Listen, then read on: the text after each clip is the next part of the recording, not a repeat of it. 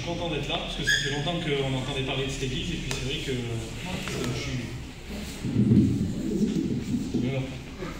c'est vrai que c'est vraiment une belle église. Et puis on sent que, je sais pas, on sent vraiment qu'il y a une fraternité.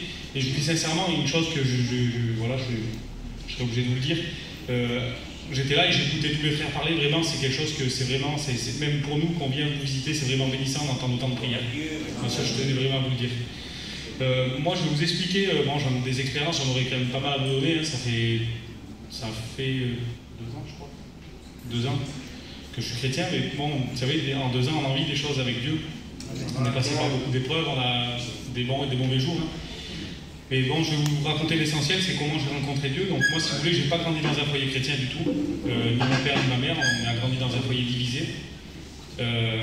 Donc en fait, ce qui s'est passé, c'est que moi, si vous voulez, à l'âge de 15 ans, je me suis marié avec ma compagne. Donc voilà, il s'est passé du temps, on a eu un premier enfant, tout s'est bien passé. Et j'étais pas chrétien en fait. Et puis moi, vous savez, j'ai jamais connu la fête, j'ai jamais été en boîte de nuit, j'ai jamais été m'amuser dans un bar, j'ai jamais été dans une fête foraine, j'ai jamais été dans ces choses-là, ça m'a jamais attiré. J'ai jamais fumé, j'ai jamais spécialement vraiment bu, j'ai jamais touché à des mauvaises choses, mais bon voilà, moi je faisais ma vie, je volais quoi. Voilà. Et il s'est passé que voilà, j'ai eu mon petit, tout était très bien, j'ai eu un deuxième enfant. Mon deuxième petit, ça a été plus compliqué. Si vous voulez, pour vous dire, à l'âge de 10 jours de vie, il a eu un rein perforé d'1 centimètre par une infection. Les docteurs disaient qu'il était perdu, le petit. Et moi, j'étais vraiment pas chrétien. Nous, vous savez, on était catholiques, quoi. Nous, on croyait en Dieu qu'on nous avait dit quand on était petit, quoi. On a grandi comme ça, mettons. Et puis, voilà, ça s'est passé que le petit, au bout de 10 jours, il avait plus rien. Bon, ben voilà, ça s'est passé comme ça. Le petit, après, à 3 mois, il a fait la mort subite du nourrisson. Toujours pas chrétien, hein. Mais le petit aujourd'hui il va très bien, il a 6 ans. Et il s'est passé voilà, des années, il m'en est arrivé des choses, voilà, je ne vais pas m'éterniser sur tout ça. Après ma femme elle attendait ma petite, et puis là ça s'est plus compliqué. Et là ce qui était bien c'est que Dieu avait permis que je commence à m'approcher de lui. Et en fait si vous voulez, on a rencontré des difficultés, surtout ma compagne, quoi. Et puis là les docteurs nous disaient que ma compagne elle allait partir, quoi. La petite c'était plus compliqué, il devait y avoir des complications, bon je vais couper au cours, la petite aujourd'hui elle va très bien, elle a 2 ans. Mais pour vous dire qu'avec tout ce que j'étais passé jusque-là, eh ben, je ne m'étais toujours pas réellement tourné vers Dieu. Je ne m'étais toujours pas vraiment converti, j'y allais sans y aller. Et puis il s'est passé que j'ai vécu ma propre expérience. Il s'est passé que je suis passé par le divorce, c'est très court ce que je vais vous dire, 1 semaine. C'est pas gros le divorce. Mais si vous savez que, si vous vous imaginez que dans cette semaine-là, moi je me dis que c'est un plan de Dieu. Parce que j'ai suivi la réunion, si vous voulez, pendant 1 an. Moi j'ai été à la réunion sans que ma compagne elle en voulait pas. Ça lui plaisait pas. Voilà, pour vous dire, je sais pas pourquoi. Et puis là, pendant cette semaine-là, j'étais avec un frère, et le frère il me disait, mon cousin, reprends ta femme. Je dis non, je la veux pas. Je dis non, je la veux pas, elle refera sa vie. Et puis je dis moi, si Dieu vraiment il est vivant, il me redonnerait une chrétienne. Je veux plus de ma femme, j'en veux plus, il me redonnerait une chrétienne. Et puis moi je priais pour ça, je disais Seigneur, si vraiment tu es vivant, tu me donneras une chrétienne, tu ne me redonneras pas ma femme. Et puis pour vous dire la grandeur de Dieu, c'est que il s'est passé toute cette semaine. Et je vous mentis pas, c'est du dimanche au dimanche. Le dimanche matin, je vais au culte, dans une réunion semblable à celle-là. Hein. C'est pas parce que c'était un dimanche que c'est un autre Dieu. Oui, c'est vrai. La parole a été annoncée, le pasteur il était là où je suis, il a commencé à prêcher, il a dévoilé ma vie. Je vous dis sincèrement, je me suis retrouvé debout la main levée en train de donner mon cœur à Dieu, prier à haute voix, chose que j'aurais jamais fait dans le monde. J'étais totalement converti. Je suis sorti, j'étais un autre homme. Je suis sorti le soir même, je mange au restaurant avec ce garçon, et le garçon il me reparle de ça. Il dit cousin, reprends ta femme. Je dis non. Non. Je dis si Dieu est vivant, il me redonne une chrétienne. Et là je sors, et pour vous couper au cours, le Saint-Esprit me parle, il me dit rappelle-la, appelle-la, appelle-la. Puis je dis je suis complètement fou. Et puis je prends le téléphone, j'appelle 1 fois, 2 fois, et puis elle ne répond pas. Et puis là, je commence à parler à Dieu. Je dis, Seigneur, si vraiment c'est de toi, tu feras qu'elle réponde.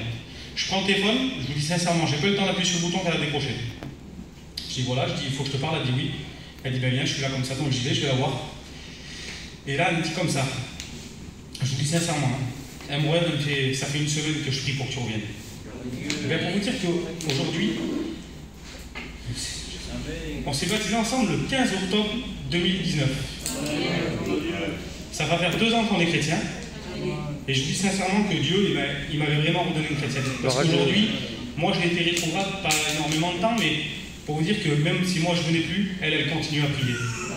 Donc vous voyez, pour vous dire que des fois on s'arrête face à des montagnes, alors que Dieu, d'un claquement de doigts, il peut tout changer. Des fois on s'attend à beaucoup de choses, alors qu'il suffit d'un tout petit truc. Moi, mon but aujourd'hui de vous dire, c'est attendez pas trop longtemps, parce que je vous dis sincèrement, on vit vraiment les derniers temps. Et je vous dis sincèrement, on n'a plus le temps de réfléchir, on n'a plus le temps de dire je vais mettre ça en règle. Je vais mettre ça en règle avant de venir à Dieu. Non, viens à Dieu et Dieu mettra en règle. Voilà. Que Dieu vous bénisse. À l'âge de 4-5 ans, j'ai des amis à mes parents étaient chrétiens évangéliques. Et c'est les premiers que j'ai entendus prier à table, chanter des cantiques. Et puis les années ont passé, j'ai fait ma vie, puis je me suis converti et on s'est retrouvés ensuite quelques années plus tard. Et à un moment donné, son fils l'appelle, et je sais que ses fils n'étaient pas chrétiens. Et son fils l'appelle, et puis je comprends que le fils est en train de demander au père que le père prie pour lui. Et je comprends la conversation qui dit, voilà, prie pour moi parce que je passe par telle épreuve, je passe par telle chose, j'ai besoin que tu pries pour moi. Mais je savais que le fils n'était pas chrétien. Et je le questionne une fois que l'appel se termine, et je lui dis, mais qu'est-ce qu'il t'a dit? Il m'a dit, ben voilà, c'est souvent qu'il m'appelle pour moi, et puis il me demande de prier pour ci, il me demande de prier pour ça. Et puis, il se passe encore 1 an ou 2, et la façon dont il réagissait par rapport à son fils, j'ai trouvé ça beau, noble, mais je ne voyais pas ça véritablement avec les mots, je ne voyais pas ça efficace. Et puis les années sont passées, et puis il m'a expliqué que son fils a été de pire en pire, dans la débauche, dans la débauche, dans la débauche. Et je lui ai expliqué, je lui ai dit, tu te souviens quand ton fils t'appelait à telle époque, on était ensemble, et il t'avait appelé, il t'avait demandé de prier pour lui de telle manière, et puis je t'avais expliqué 2-3 choses que je ne voyais pas comme ça, et il m'était revenu une phrase que souvent le Raymond il nous dit. Et c'est Jésus qui le dit, si quelqu'un a soif, qu'il vienne et qu'il boive. Je lui ai dit, mais si ton fils a soif et qu'il te dit, papa j'ai soif, tu peux boire à ma place, il aura toujours soif. Il faut que c'est lui-même qui vienne se désaltérer. Et il m'a dit, ce que tu m'as dit il y a des années en arrière, je ne le comprenais pas, mais aujourd'hui j'ai compris. Il y a des choses pour lesquelles je priais pour lui éviter certains malheurs, pour lui éviter certains soucis. Mais aujourd'hui j'ai compris que des fois, l'épreuve, le souci, le tracas va nous amener à avoir soif et à demander nous-mêmes de l'eau. La logique de Dieu et la logique de l'homme, c'est 2 choses différentes. Si quelqu'un a soif, ce soir nous avons soif de la parole de Dieu. Voilà, on a écouté un frère, on va écouter le cousin maintenant, qui vient de nous dire aussi un mot.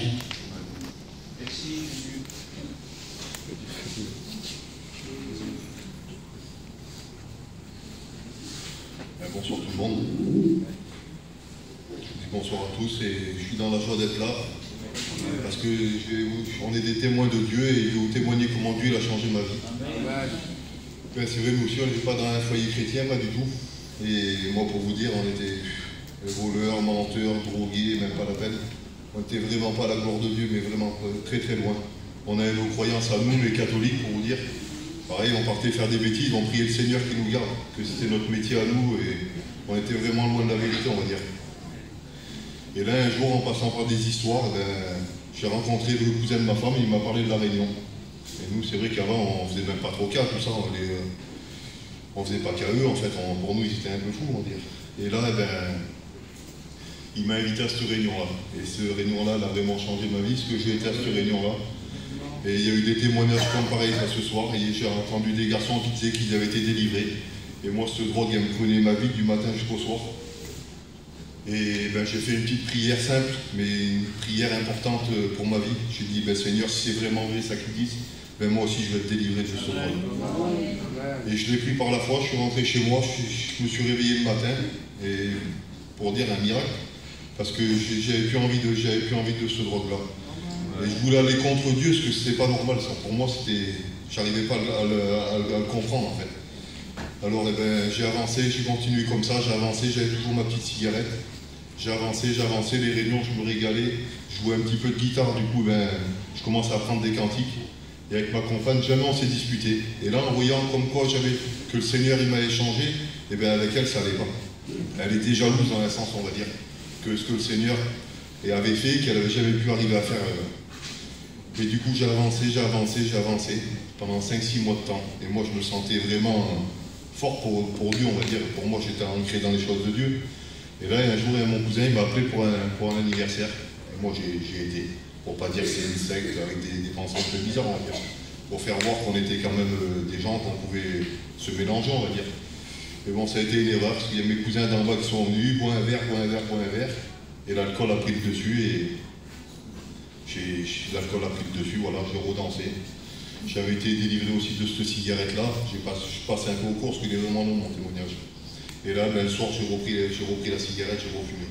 Et mes petits, j'ai 5 petits, mes petits en voyant comme quoi je refumais, mes petits pleuraient, tous mes petits pleuraient dans la soirée. Et moi, je dansais avec ma compagne, même pas la peine. Et mes petits, en voyant le changement qu'il y avait eu dans ma vie, et en une soirée, c'était tout tombé à l'eau, les petits, ils en pleuraient, pour vous dire. Et moi, je ne le voyais pas, ça. Et j'ai retombé, en fait, dans le monde, voilà. Je n'ai pas repris cette drogue, mais parce que le Seigneur m'avait vraiment délivré, mais la cigarette, je l'avais repris. Et là, je commençais à refaire mes petites choses que je faisais avant, sans trop faire non plus trop de dégâts. Je venais un peu à la Réunion, je repartais, je revenais. Et entre-temps, mon fils, il avait 12 ans. Et du jour au lendemain, il n'a plus marché. Les jambes, elles se sont remplies d'eau. Le petit, il n'arrivait plus marcher. Du coup, moi, ça faisait à peu près 1 an et demi que j'allais plus à la Réunion. Et ma fille, elle était chrétienne, elle était mariée et elle avait un petit foyer chrétien. Et on l'a amené dans 3-4 hôpitaux. On l'a amené à Lyon, un grand hôpital. Les gadgets, ils nous ont redonné le petit dans les bras, comme ça, ils l'avaient gardé 2 jours. Et il marchait toujours pas, il me dit, il n'y a pas de solution, on ne sait pas ce qu'il y a, attendez un peu. Le petit, ça faisait 1 mois et demi qu'il marchait plus. Et là, pour chicaner ma petite un peu, je lui ai dit, ben, tiens, amène-le à ta réunion, là. Amène le petit frère. Du coup, elle a pris le petit frère, mon petit, elle l'a amené à la réunion. Et au nom de Jésus, les pasteurs, ils ont prié pour mon petit, le soir même, il a remarché. Il est rentré dans le terrain, il m'a appelé, il est rentré dans le terrain, au pas. Il a pris les béquilles, il a acheté dans le terrain, il courait dans le terrain. Et malgré ça, je ne suis pas revenu à Dieu. Malgré ça, ben, je ne sais pas ce qu'on a, on a la tête dure, je ne sais pas. Il a fallu que je tombe vraiment dans une dépression. J'avais mon petit bout de terrain, j'avais mon petit travail, je fais la ferraille, ça fait chiner impeccable, avec elle on s'entendait bien. Et ben ça allait pas, j'étais en pleine dépression. J'avais un camion avec une grue, avec un siège en l'air, je montais en haut pour charger, j'avais plus de souffle, j'étais à bout. J'étais déprimé de ma vie, je voulais aller carrément chez les fous, me faire enfermer pour vous dire tellement que ça allait pas. Alors tout allait bien, j'avais tout qui allait bien. Et bien là, il y a la tante de ma femme, elle est venue un jour, elle m'a dit un petit mot. Et ce petit mot-là, d'habitude je me cachais vers moi quand elle venait, ben, je m'en se cachais avec elle. Je lui ai dit, réponds pas. Et bien là, ce jour-là, on a répondu. Et le petit mot qui est rentré dans mon cœur, ben, je l'ai pris par la foi. C'était ma dernière solution parce que ça allait plus. Je demande pardon à Dieu, parce qu'on attend toujours des fois les dernières solutions. Mais là, ben, je l'ai pris par la foi. Je n'ai pas été à mon église à Loriol, j'ai été à Romans. J'avais un peu honte de revenir à mon église, on va dire. Ça fait que j'étais à Romans, ils ont prêché sur le paralytique. Cet homme-là qui avait 38 ans, c'était mon âge à l'époque. Et là, ben, ça m'a parlé dans mon cœur. Le mercredi, je retourne à Loriol, je dis tant pis, les gens, on ne fera pas cas aux gens, j'y vais pour Dieu. Et là, il a reprêché à notre pasteur sur le paralytique. Le jeudi, j'ai remonté à Romans, paralytique de 38 ans, j'ai dit c'est pas possible. J'ai dit Seigneur, fais que tu reprêches sur le paralytique. Le vendredi, ils ne reprêchent pas sur le paralytique à Loriol. Et ils font un appel pour reprendre le vêtement blanc. Là, je me suis levé de ma chaise, et vous savez, vous ne pouvez pas savoir le poids qui s'est enlevé de ma vie. On m'aurait dit, mais quelque chose, un cadeau, on m'aurait donné des millions d'or, ça n'aurait pas été pareil. J'ai dit une contentesse, moi, une joie, mais même pas la peine. Et là, ben, Seigneur, j'ai vraiment voulu avancer, parce que je savais la joie que j'avais pendant ces 6 mois que j'ai suivis. Une fois qu'on a goûté à l'évangile, hein, comme disait le frère, une fois qu'on a bu à l'eau, on ne veut plus boire, je ne sais pas quoi. Hein. Et là, ben, Seigneur, j'ai tout retrouvé, vraiment, j'étais bien. Et là, j'ai avancé avec Dieu. Et là, le Seigneur, il me disait de partir en mission. Et nous, on n'avait jamais voyagé, on a toujours resté vers nous. Et moi, je fais la ferraille, dès que tu pars 2-3 mois, il y en a, ils passent dans les maisons, ils font des prix, on perd tout. Et là, vraiment, j'ai remis dans les choses de Dieu. Dans les mains de Dieu. J'ai dit vraiment, parle-moi ce soir à la réunion, si je pars en mission. Et là, un frère, le soir, il m'a confirmé de partir en mission. Du coup, on est parti. Et là, dans la mission-là, ça a changé vraiment ma vie aussi. Parce qu'un soir, j'ai resté ce cigarette-là. Je mets 60 cigarettes par jour, pour vous dire. La cigarette, c'était ma vie. J'avais plus que ça, on va dire. Et là, un soir, ben, je prends le paquet de cigarettes, la dernière, je le broie, je le jette. Je dis, Seigneur, parle-moi vraiment. parce que je voulais vraiment avancer, je voulais vraiment baptiser, et j'avais plus que ce cigarette-là. Et là, le soir, il prêche sur la délivrance. Je me suis levé, et j'ai pas levé ma mère, et du tout, je me suis levé devant tout le monde, un grand chapiteau plein, et je suis honteux, là j'ai le cœur, il tape, c'est même pas la peine. Mais je le fais parce que c'est pour Dieu. Amen. Je me suis levé, les pasteurs ils ont prié pour moi, et là le Seigneur il m'avait déjà délivré la cigarette. Ça fait que j'ai vraiment combattu. Et je pense qu'il voulait vraiment savoir ce que j'étais capable de faire pour lui. Alors je l'ai fait par la foi, j'ai fait, ma femme a fumé encore. Ça fait que c'est très compliqué, mais je l'ai vraiment fait pour pouvoir avancer avec le Seigneur. Et là, ben, dans une réunion, le soir, ça s'est passé le chapiteau, voilà. Il y avait une réunion de jeunes. Et j'envoie mes enfants dedans. Mon fils, il avait 12 ans, ma petite de 11 ans, et mon tout petit de 6 ans. Et là, j'entends crier mon fils. Et moi, c'est un truc, même pas la peine. Je regarde et mon petit se moque toujours. Moi, je ne serais pas chrétien. Il me met une tête comme ça. Et là, je ne le vois pas, baptisé du Saint-Esprit sous le chapiteau. Ma petite de 11 ans, pareil. Mon petit pleurait, je ne sais pas s'il a reçu le baptême, mais il était en miettes, le petit 6-7 ans, il avait. Et là, je rentre sous ce chapiteau-là. Ma petite, elle rentre, elle était mariée, elle était avec nous, son petit foyer, baptisé du Saint-Esprit, son mari baptisé du Saint-Esprit. Sa mère, sa belle-mère, ma petite baptisée du Saint-Esprit, mais je voyais tout ça, mais une ampleur, ça prenait des baptêmes du Saint-Esprit de tous les côtés. Et là, je me suis mis sur cette petite chaise et j'ai prié le Seigneur. J'ai prié, moi aussi, Seigneur, j'en veux de ton nom. Et là, ben, j'ai dit, même une petite goutte de ta présence, Seigneur, je l'accepte. Et là, le Seigneur, il me faisait voir encore tout ce qui allait pas dans ma vie pour pouvoir avancer avec lui. Je réalisais qu'il y avait plein de choses qui n'allaient pas. Et là, une petite goutte qui l'a tombée sur ma nuque, mais vous ne pouvez pas savoir, c'est peut-être rigolo ou quoi, mais dans mon cœur, comme elle a été importante, cette goutte-là. J'ai vu que le Seigneur, je n'ai pas été baptisé du Saint-Esprit, mais j'ai vu que le Seigneur, il m'a répondu à travers ça encore. Et là, ben, vraiment, j'ai vraiment avancé avec foi. Et là, les pasteurs sont venus me voir. Et il ne faut pas que j'oublie, ça c'est vrai. Ma femme, le matin, elle avait fait une prière. Elle a dit, Seigneur, délivre-moi la cigarette aussi. Après, elle a dit, non, je ne veux pas ça, Seigneur. Je veux que tous tes petits m'appartiennent, que tous mes petits t'appartiennent, et là, je me donnerai à toi. Le soir, mes 3 petits baptisés du Saint-Esprit. Ma petite, pareil, elle était déjà chrétienne. Et mon autre petite, elle était restée à Romans, elle était mariée là-bas. Et le même soir, elle donne son cœur à Dieu. Tous les petits y appartenaient. Et là, une jeune fille, elle lance une prophétie. Ce soir, tous tes petits m'appartiennent. Donne-toi à moi. Un appel, ma femme, elle donne son cœur à Dieu dans la même soirée. Et une merveille, même pas la peine, un foyer complet. Et là, ben, du coup, ben, on a avancé, j'ai vraiment prié le Seigneur et j'ai demandé le baptême. Et je me suis baptisé le 14 juillet 2018, ça a fait 3 ans. Ma compagne, ça a passé l'hiver, il y a eu des gros combats pour qu'elle se baptise. Elle s'est baptisée aussi, maintenant on a un foyer chrétien. Mon fils, il a 16 ans, il est compliqué, mais il sait très bien que Dieu est vivant, malgré sa jeunesse, on va dire. Ma fille aussi, pareil. Et voilà, mes 2 filles ont un foyer chrétien, je remercie le Seigneur pour témoigner, pour dire ce que Dieu est capable de faire dans notre vie. N'ayez pas peur, faites une expérience avec Dieu, donnez votre vie à Dieu, c'est la meilleure chose que vous pouvez faire.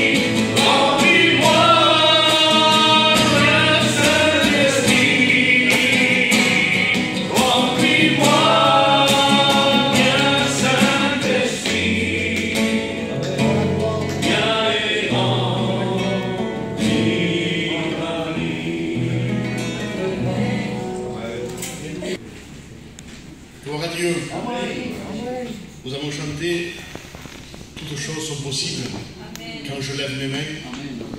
Et je pourrais dire je pourrais rajouter que toute chose est possible quand on a la foi, quand on croit. Un des frères qui a témoigné ce soir, c'est il y a 3 ans, près de ça. J'étais sur Aubenas, j'ai assisté à une réunion et j'écoutais le frère témoigner. Et après la réunion, je l'appelais, j'ai dit, tu sais, dans ton témoignage, tu as parlé de tes enfants. Et j'ai dit, moi j'ai grandi dans les églises, mes enfants ont grandi dans les églises. Et je croyais, j'ai dit que mes enfants connaissaient la parole de Dieu.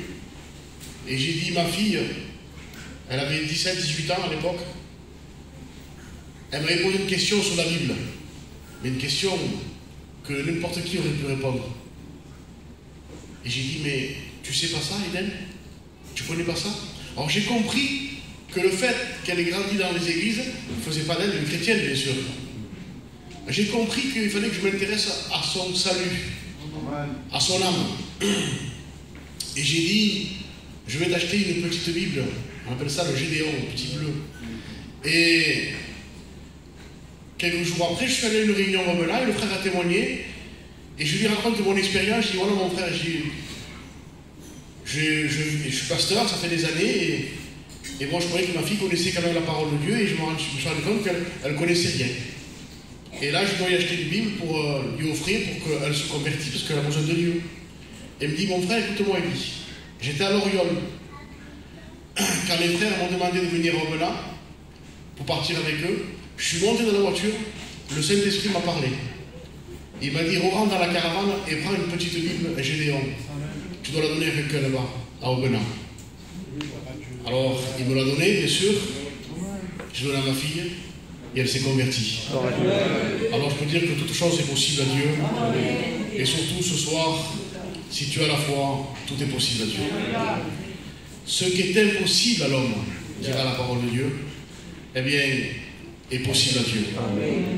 L'impossibilité de ta part à toi devient possibilité de la part de Dieu. Il suffit tout simplement de le réaliser. Que de toi-même tu ne pourras rien. Que de toi-même tu n'avanceras à rien. Que de toi-même tu vas même jeter l'éponge au bout d'un moment. Tu diras j'en peux plus. Eh bien c'est là que en jetant l'éponge et en regardant vers le ciel, c'est là que Dieu agit. Parce que bien souvent, on essaye de s'en sortir par nos moyens, dans le foyer. Alors quand on a gagné avec le foyer, avec le compagnon, c'est le fils qui se lève, il y a toujours des problèmes, toujours des situations compliquées. Alors on essaye de gérer la situation comme il faut, on essaye de mener notre barque comme il faut, avec notre sagesse à nous. Mais au bout d'un moment, on se rend compte que le vent souffle trop fort, et on lâche prise, on n'en peut plus. Alors pour certains, ils se tournent vers les cachets, pour d'autres, ils se tournent vers l'alcool, et pour d'autres, vers les drogues. Mais ce soir, tu as frappé à la bonne porte. Amen. Jésus est là ce soir. Amen. Et il est là pour donner la solution à ton problème. Non, la solution à ton problème, c'est pas simplement que ton mari ne boive plus, ou que ta compagne ne fasse plus dépression. C'est pas ça la solution à ton problème. C'est bien, mais la vraie solution à ton problème, c'est que tes péchés soient pardonnés. C'est ça la véritable solution à ton problème. Parce que si ta solution est arrangée chez toi, que ton fils va mieux, que ta compagne va mieux, que ton compagnon va mieux, mais si ton péché n'est pas pardonné, tôt ou tard, ça va re-empirer. Parce qu'on vit dans un monde où il n'y a que des mauvaises nouvelles. La Bible dira que le diable est animé d'une grande colère, sachant qu'il a peu de temps.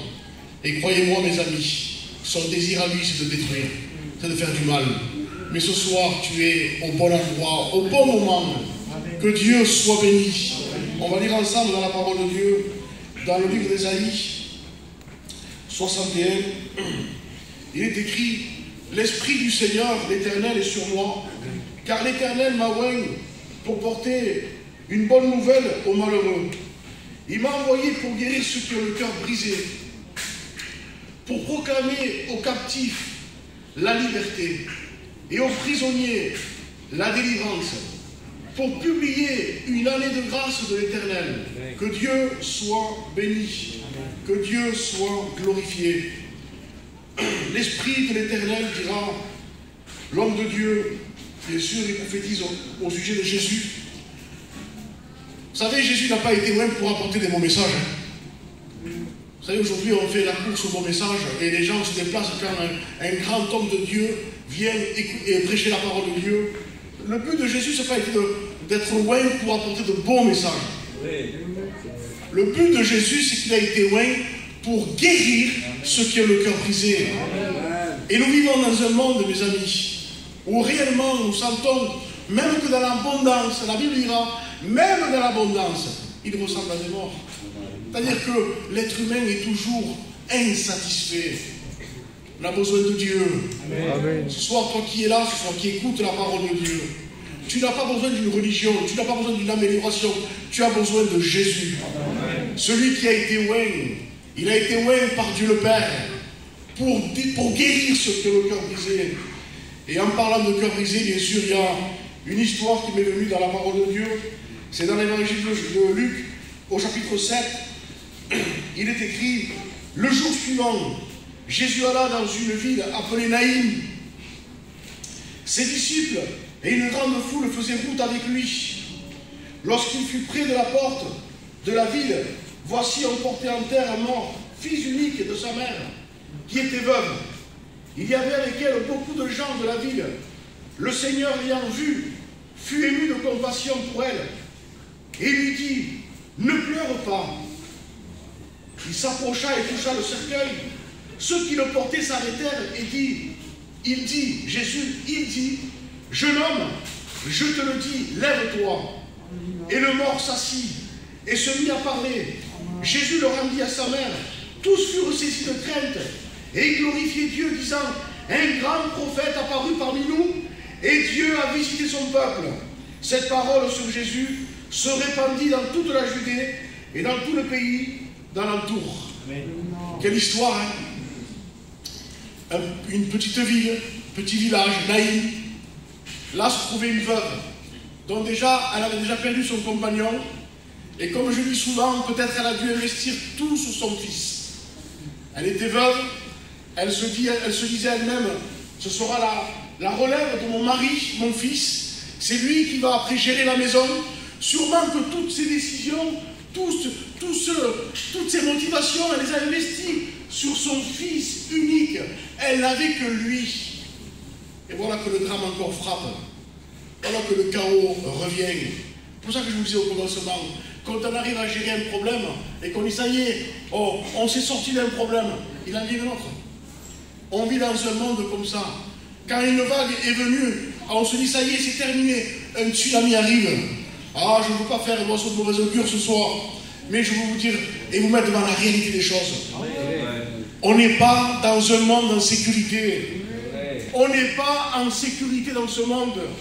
On a besoin de lui. Amen. On a besoin de se sentir en sécurité. L'homme de Dieu dira, le roi David, l'Éternel est mon berger. Je ne manquerai de rien. Il me fait reposer. Il restaure mon âme. Il me dirige. Il mettait tout l'accent sur Dieu. Pourtant, c'était le roi David. Le roi David, un homme considéré, il avait compris que même en ayant tous les biens que le monde pouvait lui proposer, s'il n'avait pas l'Éternel pour berger, c'était l'homme le plus malheureux de la terre. Et là, cette femme avait tout investi sur son fils. Et là, le drame frappe encore une fois. Son fils meurt. On l'amène en terre. Elle pleure. C'est un chaos, c'est un drame. Elle est inconsolable. Les gens l'entourent. Le village est avec elle. C'est un cortège de mort qui va. Et là, elle rencontre le cortège de la vie. Amen. Que c'est beau, Seigneur. Amen. J'étais là, j'écoutais les témoignages des frères du Seigneur. Que c'est beau l'évangile. Amen. Que c'est beau. Que c'est beau ce qu'on entend. Les détails de Dieu, comment Dieu peut agir dans un foyer, dans une maison, comme le frère disait. Pendant une semaine, sa compagne cherche à lui téléphoner. Et bien sûr, quand on n'est pas chrétien, chacun tient d'accord de son côté, l'orgueil est là, il faut que lui, il faiblisse, il faut que lui commence à se soumettre en premier. C'est l'orgueil, ça.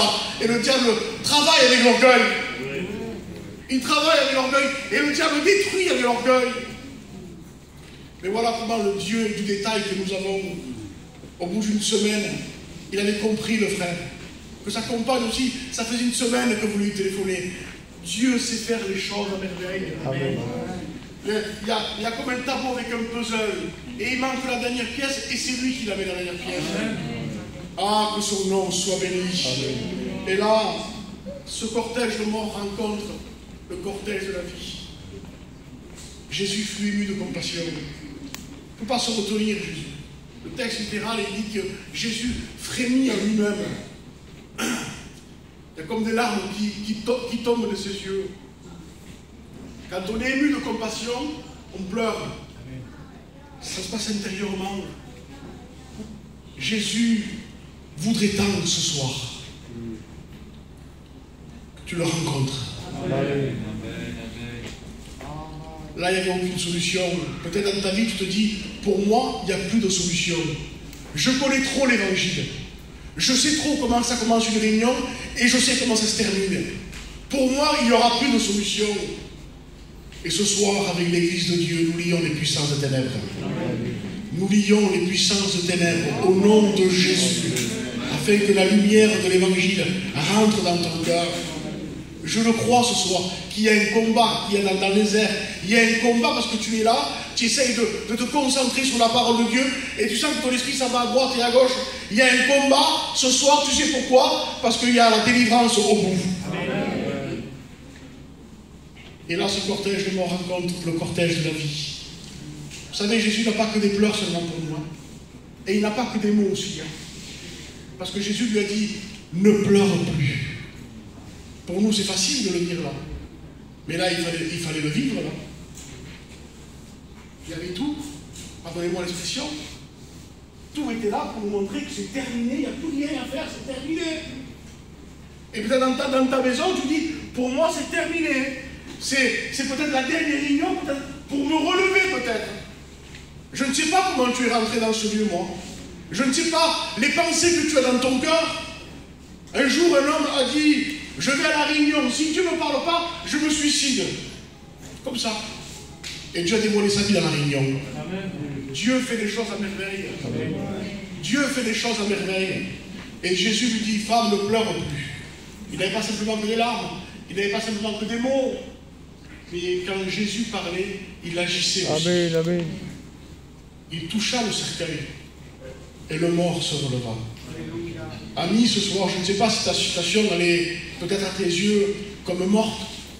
Peut-être tu dis, moi je ne m'en sortirai pas. J'ai essayé de plusieurs manières, en tâtonnant, en allant à droite, à gauche, en allant peut-être même consulter des marabouts. J'ai tout essayé pour m'en sortir. Mais je sens que ma vie, elle s'enfonce de plus en plus. Tu sais pourquoi ta vie, elle s'enfonce de plus en plus? Parce que la vie sur cette terre sans Jésus, elle est comme un sable mouvant. Plus on essaye de se débattre, et plus on s'enfonce. On a besoin d'un secours de l'extérieur. On a besoin de quelqu'un qui s'enfonce dans un sable mouvant, il a besoin du secours de l'extérieur. Et l'homme de Dieu dira dans le psaume, d'où me vient le secours? Il pose une question. Il pose une question, on donne une réponse. C'est beau quand même la Bible. Parce que la Bible ne nous laisse pas dans le suspens en disant, est-ce que c'est ça? Non, non. La Bible pose des questions, mais la Bible donne des réponses aussi. Et l'homme de Dieu dira, mais d'où me viendra le secours? Et il répond, le secours me vient de l'Éternel, qui créa les cieux et la terre. Que son nom soit béni, que son nom soit glorifié. J'ai souligné autre chose, si je le trouve. Luc.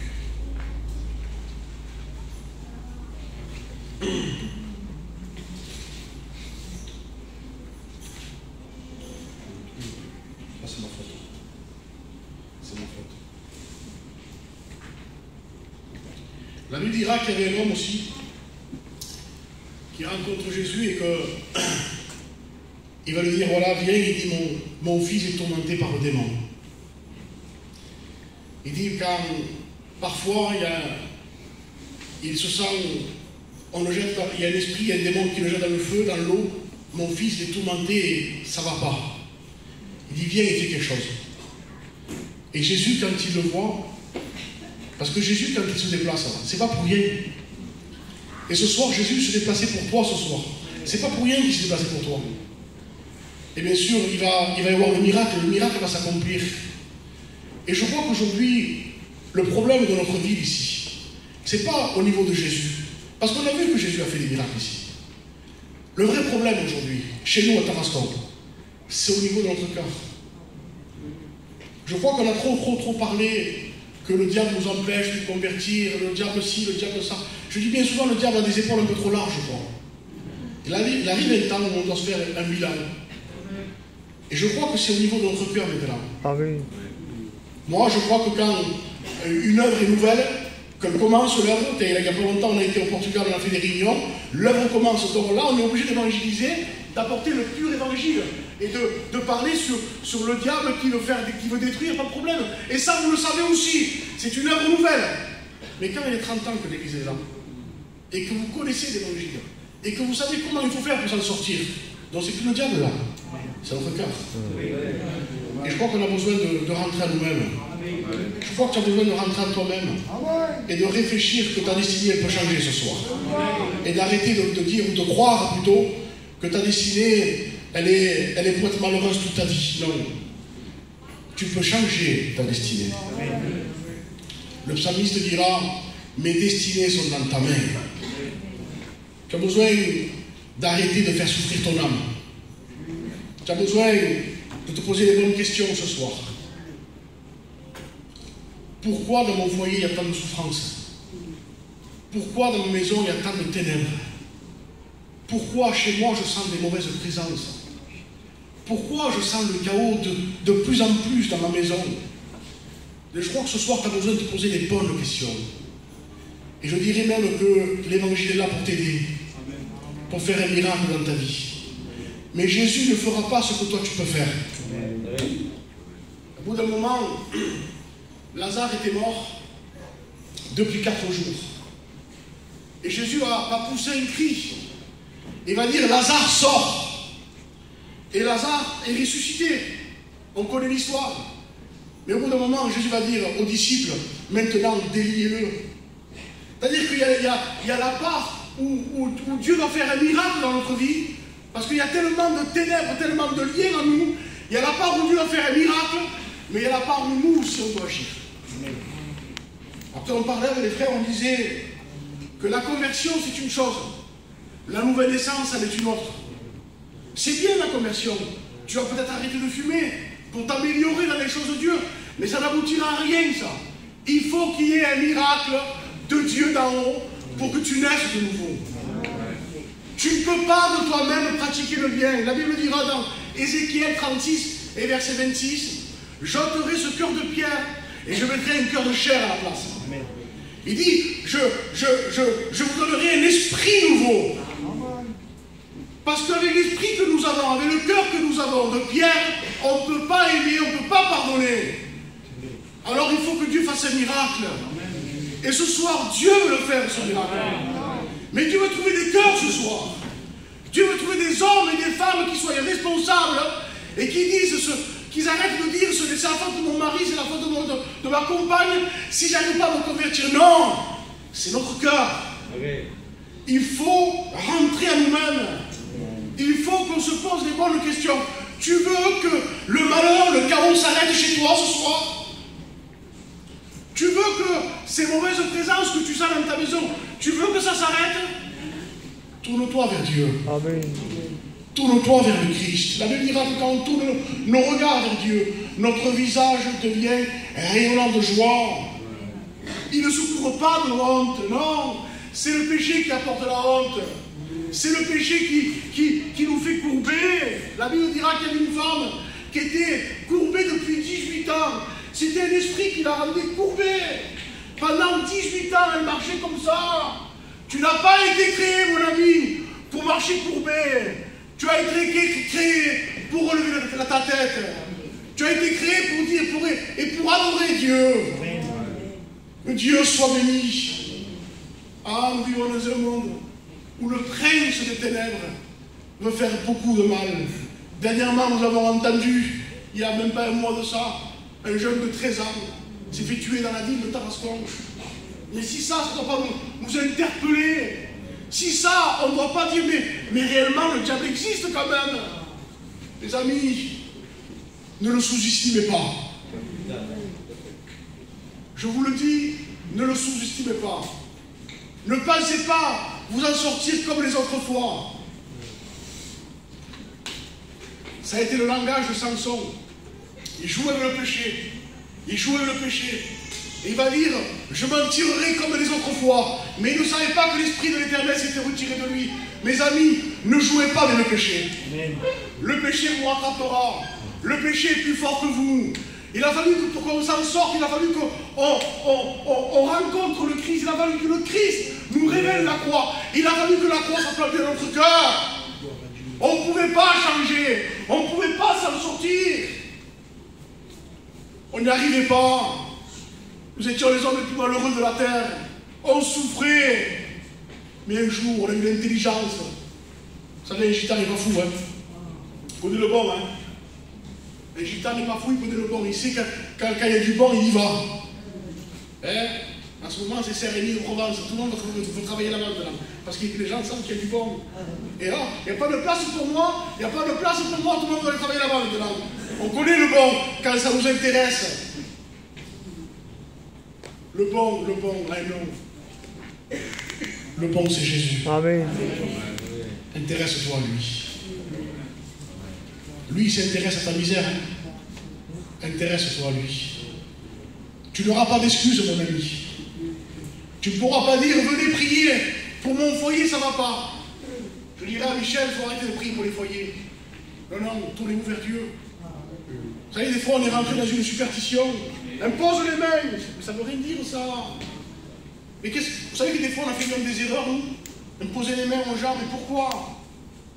C'est le Christ qui libère. Amen. Il a été oint pour guérir ceux qui ont le cœur brisé.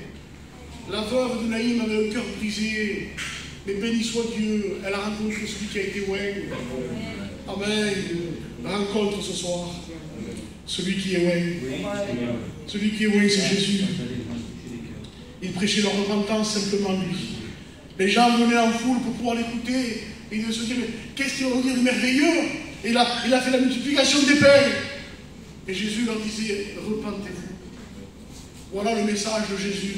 Repentez-vous. Amen. Ah, mes amis, qu'est-ce que vous voulez qu'on vous prêche ce soir? Un Dieu de miracle, vous le savez. Un Dieu de pardon, vous le savez.